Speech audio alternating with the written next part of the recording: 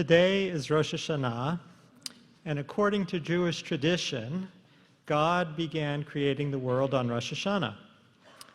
Many at our services don't believe in God, and even among those who do, I doubt that few, if any, believe that our world was created actually according to the myths in Genesis.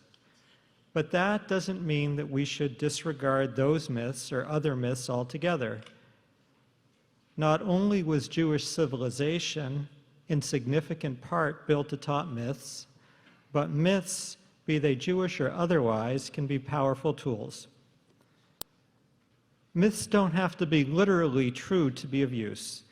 You can be very skeptical of the idea that a man named Noah lived for 600 years, as described in the passage that was handed out.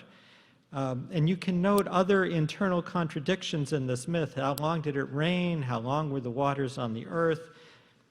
But still, myths can have value. And they have value in many ways, like great art has value, and they ask different questions, and we can ask questions of them. Some of the questions relate to the subtleties of a story. When the text says that the righteous man Noah was blameless in his age, is it offering praise or is it criticizing him? Why didn't it just say he was righteous? Why mention righteous or blameless in his age? Is this kind of faint praise or high praise? Does it mean he was more righteous than a bunch of crummy people? or that it took a lot of courage to be righteous when other people weren't? Other questions you can ask about a story relate to characters and their actions, even their inactions. When God tells Noah in this story that he's going to wipe out the earth, Noah just goes ahead and builds an ark here. A few chapters later, when God tells Abraham that he's going to wipe out Sodom and Gomorrah, Abraham argues.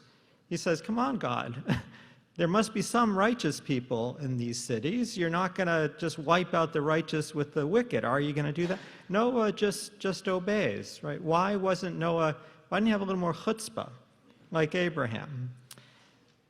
And then there's the ending, and this is what I want to focus on mostly, what Barry was alluding to about the bow in the sky, which most people would translate as a rainbow. That's usually how this bow is thought of. At the end of the rain, right, there's this bow in the sky as a rainbow.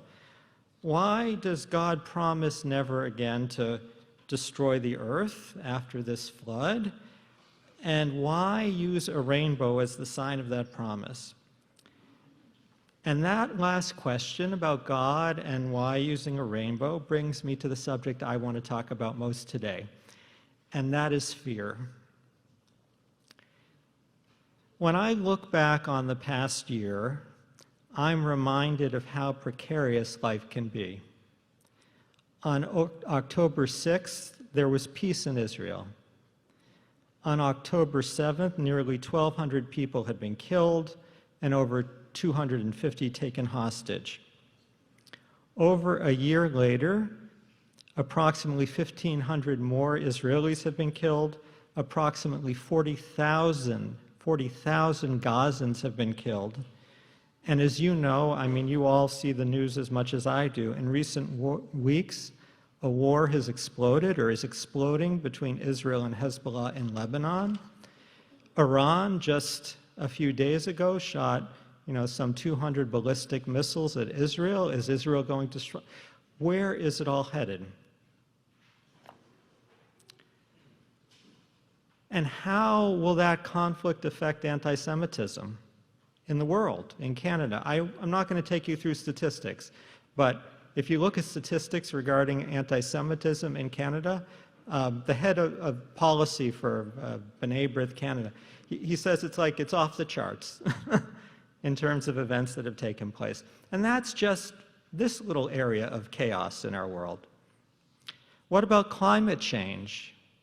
Right, 2023 was the hottest year on record. This past summer, 2024, was the hottest summer on record. In one day, in 4 hours, Toronto got more rain than it usually gets in an entire month. And the Don Valley Parkway gets flooded. Forest fires. In 2023, 16.5 hectares of land, 16.5, million hectares of land were consumed by forest fires in Canada. Then there are things like COVID. That was just a few years back. Like, when's the next one coming? I hope not. And political unrest. I know we live in Canada. It's relatively calm here. I moved here from the United States.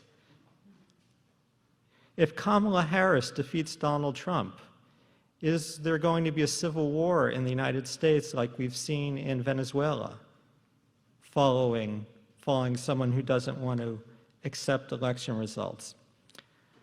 All of this brings me back to the Noah story. Professor Olshan talked about the Noah story as addressing existential threats. I imagine that living in the ancient world was scary, realistically scary, legitimately scary. In arid times, the land could go dry and there wouldn't be enough food, and you'd have a famine and people could die.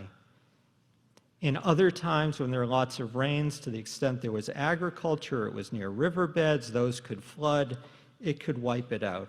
We take it for granted, or I should say I take it for granted, that I have food and water in my life on a regular basis. But back then, those just essentials of life, there was a lot more uncertainty. I see, or I interpret this story as the ancient Israelites' way of responding to that kind of existential fear. They said to themselves through this narrative, life may be uncertain, but don't worry too much. God will make sure that we don't perish. As you may know, the Hebrew word for Noah is Noach, which means to rest, or to come to rest, to settle, to come to repose. Perhaps that's why the name Noah is now the most popular name to give a baby boy in Canada. In these turbulent times, people want reassurance that somehow everything's going to be okay. And though we didn't read this in the handout you have, the most popular name to give a baby girl, anyone know? Olivia. And Olivia too, Olivia comes from olive. And if you may recall the story at some point, the end of the story in some ways is Noah sends out a dove who brings back the olive branch. So this too is a reminder of things are going to be okay. Baby naming aside, I wonder how that ancient message that everything is going to be okay because God is going to make it so lands on us today. Do we believe that God will solve the problems we now face? Without getting into a complex discussion of theology, and it really is a complex discussion, for there are many ways to define what God could be. In our movement, we don't believe that wars will end, that climate change will be fixed, or other existential threats will disappear because a supernatural God magically intervenes and it's gone. To the contrary, we teach that humans must face those challenges.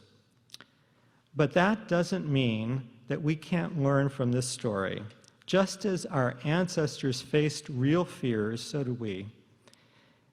And along with the macroscopic fears I mentioned, like war and climate change and whatnot, many of us have microscopic fears related to our own health, or a loved one's health, or a family problem, or our own financial problems. Sometimes, of course, those fears, it's just our fear getting the better of us, right? But other times, our anxiety is realistic. And the question is, what are we to do? I am not a psychologist. Professor Olshan, I don't know if he is a psychologist, if that's the quite label, but is a psychologist, and there are others in the room. But I suspect that most psychologists would say that it's better to accept our fears than to run from them. Some problems in our world and in our individual lives realistically are scary, and frankly, we don't know that everything will turn out okay. Where we can act to make things better, yes, of course we should act, but even so, there's much uncertainty about what the future will hold. I mean, just imagine being a congregation sitting in Israel today. Just imagine what it would feel like, how much uncertainty about what is coming next. When that's the case, I think it's better to hold those fears and to hold one another with love and compassion than pretend that our fears don't exist. Jewish tradition teaches that the period between Rosh Hashanah and Yom Kippur is a time for doing tshuva. But what is tshuva? The word tshuva can be translated in many ways: atonement, turning, returning, finding one's path. Personally, I like to think of tshuva as growing. But however one translate it, tshuva involves change, and change can be scary. If we look hard at our lives, we may see things that we don't want to see. Even more difficult than facing what we need to change in the external world can be facing what we need to change within ourselves. The harm that I've done to a loved one, will I finally take responsibility for it? The pattern of conduct that I don't like in myself, will I face it? And if I do, will I face what lies underneath it? As we look hard at our lives, we may well become afraid. Growing involves leaving the familiar. It involves entering the unknown, and the path between the known and the unknown can feel perilous. And that brings me back to the Noah story. As we do tshuva, perhaps it's not a flood of rain we will encounter, but a flood of tears. Or perhaps it's something else, like a flood of harsh words if we reach out to someone from whom we're estranged. Or it could be a flood of confusion or guilt or regret about what we've done or even what we haven't done. And if we become afraid, what are we to do? And that last question brings me to the rainbow at the story's end. How do you interpret the symbol of the rainbow? Symbols can be interpreted in many ways. That is part of their power. The biblical text, and I would say logic, is suggestive of one interpretation. Since rainbows typically come when storms are over, God picks the rainbow as a reminder that storms do end. But other interpretations are possible, for rainbows are very unusual objects. I don't even know if they are objects. They may just be some kind of refraction. Rainbows reach between the earth and the heavens. Are they a kind of bridge between ordinary life and a higher place? And what does it mean that rainbows have many colors? Or that rainbows begin in one location and end in another? And what does it mean that rainbows don't last? They're here 1 minute, and then you don't see it. There's no one correct interpretation to what a rainbow means. But when it comes to thinking about doing tshuva, let me share a few thoughts on how I think about the symbol of the rainbow. I imagine the rainbow reaching up from the earth to heaven as symbolizing us striving to be the best people we can be. I imagine that one end of the rainbow is planted where we now are in life, and the other end is planted on the place we hope to move to. I think of the rainbow's fleeting nature as a reminder not to wait, that if we have changes to make, if we have tshuva to do, we should do it now. And I imagine that the rainbow's many colors as being those many qualities, like courage and caring and compassion and hope that can help carry us through the fear that comes with growing. While, of course, the rainbow of Noah's story came millennia before the modern movement for LGBTQ plus equality, I'm reminded, too, that not only do individuals need to do tshuva, but societies need to do tshuva as well.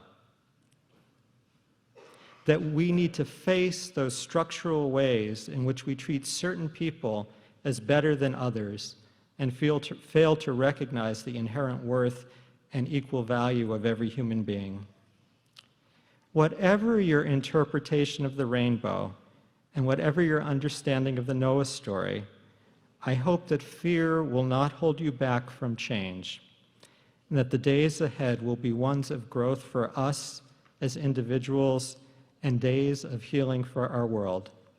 Ken Yehi, may it be so.